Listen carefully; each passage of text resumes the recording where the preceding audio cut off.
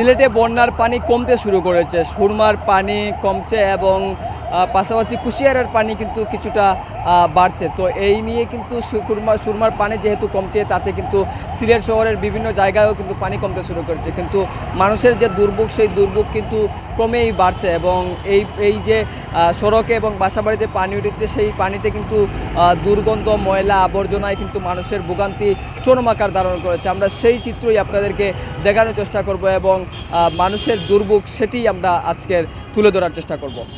সিলেট মসজিদ উজু টুজু করবার কোনো সুবিধা নাই। পানি উঠা দুর্গন্ধ, ইটা কই গিয়া উজু করতাম, মানে নমাজ পড়তাম, আসলাম, মানে নমাজ পড়বার কোনো সুযোগ সুবিধা নাই। ওখানে ফিরা যাইতেছি, আমরা অন্য গিয়ে আবার নমাজ পড়লাম, মসজিদে নমাজ পড়ার কোনো সুযোগ নাই। সিলেটে বিগত 92 অথবা 2004 বন্যা থেকে এটা বহুত উপরে লেভেলে চলে আসছে। প্রকৃতির উপরে তো কারো হাত নেই, তবে বর্তমানে এই যে পানি পচা দুর্গন্ধ এগুলা হয়েছে মারাত্মক ব্যাপার। হ্যাঁ, এইগুলা যদি দায়িত্বশীল যে বাজারা আছে সিলেটের বুকের উপরে, মেয়র সাহেব হোক, কাউন্সিলর যে বাজারা আছে, ওনারা একটু সহযোগিতা করলে মনে হয় যে মানুষরা দুর্ভোগ থেকে কিছুটা রক্ষা পাইতে পারে। এমনকি এই যে পানির দুর্গন্ধ অথবা বিষাক্ত পানি এখন যেগুলা মানুষের ক্ষতি হবে, এই জিনিসটা একটু সবার মাথাতে কি বলে মাথায় রাখার দরকার আছে। একটু আমি মনে করি যে আবার একটু ব্যতিক্রম হয়ে গেছে, যে আমরা কখনো ভাবতে পারি না এই সিলেট শহরের উঁচু যে জায়গা, সেই সব জায়গা খুব কম সময়ের ভিতরে পানিতে তলিয়ে যাবে। আমার বাসা সুবানীঘাট, মৌবন 100, আমি নিচতলায় থাকি। নিচতলায় হলেও সুবানীঘাটের মধ্যে এই নিচতলা তারা বিটটা উঁচু, অনেক উঁচু। গতবারও পানি হয়েছিল, তবে এইরকম না হলেও এর কাছাকাছি পানি হয়েছিল, কিন্তু তারপরে আমাদের বাসায় ঢুকে নাই।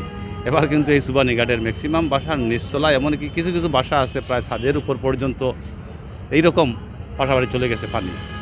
আমি মনে করি এই পানি হওয়ার কারণে আমাদের এই সুবানীঘাট সহ আমাদের উপসর বা সিলেট যেসব জায়গায় পানির নিচে তলিয়ে গেছে, তারা খুবই দুর্ভোগ কষ্টের মধ্যে আছে। বিশেষ করে পচা দুর্গন্ধ এইগুলা মানুষের শরীরে লেগে এইগুলা বিভিন্ন ধরনের রোগও সৃষ্টি হচ্ছে।